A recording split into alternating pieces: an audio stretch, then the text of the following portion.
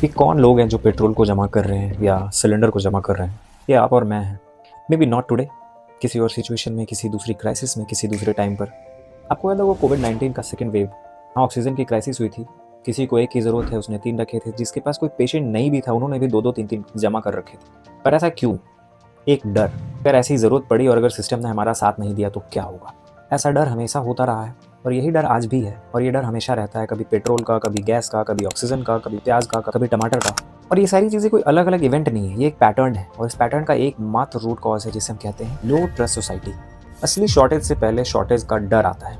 इसे हम कहते हैं परसीव्ड स्कार्सिटी, यानी पहले से अज्यूम कर लेना कि कोई चीज़ खत्म हो जाएगी।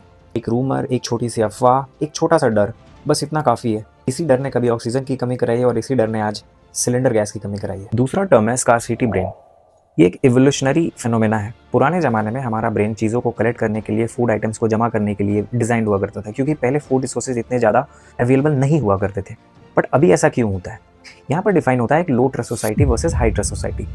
हाई ट्रस्ट सोसाइटी में लोग सिक्योर फील करते हैं, सेफ फील करते हैं, उन्हें लगता है कि कोई भी प्रॉब्लम होगी गवर्नमेंट एडमिनिस्ट्रेशन चीज़ों को संभाल लेंगी। बट एक लो ट्रस्ट सोसाइटी में लोगों का ट्रस्ट गवर्नमेंट से, एडमिनिस्ट्रेशन से, आसपास के नेबरहुड से इतना टूट चुका होता है कि उन्हें लगता है कि अगर कोई प्रॉब्लम होगी तो फिर उनके लिए कोई और नहीं है। इसलिए उनका दिमाग ऑटोमेटिकली सर्वाइवल मोड में चला जाता है और वो चीज़ों को कलेक्ट करना स्टार्ट कर देते हैं। नाउ तीसरी चीज़ है डिफ्यूजन ऑफ रिस्पॉन्सिबिलिटी, यानी सब कर रहे थे तो मैं अकेला क्यों नहीं करूँ। एक साइकोलॉजिकल एस्केप रूट है जो हम अपने आप को देते हैं ताकि हम उन एक्शंस को जस्टिफाई कर सके जो कि एक्चुअली में सही नहीं होती है। ऐसी सिचुएशन में कोई किसी का वेट नहीं करता कि वो इंसान सही करेगा तो मैं भी सही करूंगा। यहाँ सब एक दूसरे को देखकर गलत करते हैं और उसके पीछे खुद को एक लॉजिक देते हैं कि यार ये तो मेरी मजबूरी थी। चौथी चीज़ जिसे हम कहते हैं ट्रेजेडी ऑफ कॉमन्स। हमें इस चीज़ को हमेशा याद रखना पड़ेगा कि पेट्रोल, डीजल, पानी और ऐसी बहुत सी डेली यूज़ की कमोडिटीज़ ये शेयर्ड रिसोर्सेज है, इन पे हर किसी का इक्वली हक है। तो ऐसी चीज़ों को जमा करना, ऐसी चीज़ों को छिपा कर रखना या ऐसी चीज़ों को ज़रूरत से ज़्यादा रखना, इससे हम दूसरों के लिए इनकन्वीनियंट क्रिएट करते हैं। और जब हर कोई अपना सोचेगा तो ऐसे में रिसोर्स कम पड़ जाएगा। इसको ऐसे समझो कि कोई आदमी किसी लाइन में सबसे पहले लगाया और उसने 5 सिलेंडर ले लिए और एक पर्सन जो पीछे रह गया वो शायद खाली हाथ चला जाएगा।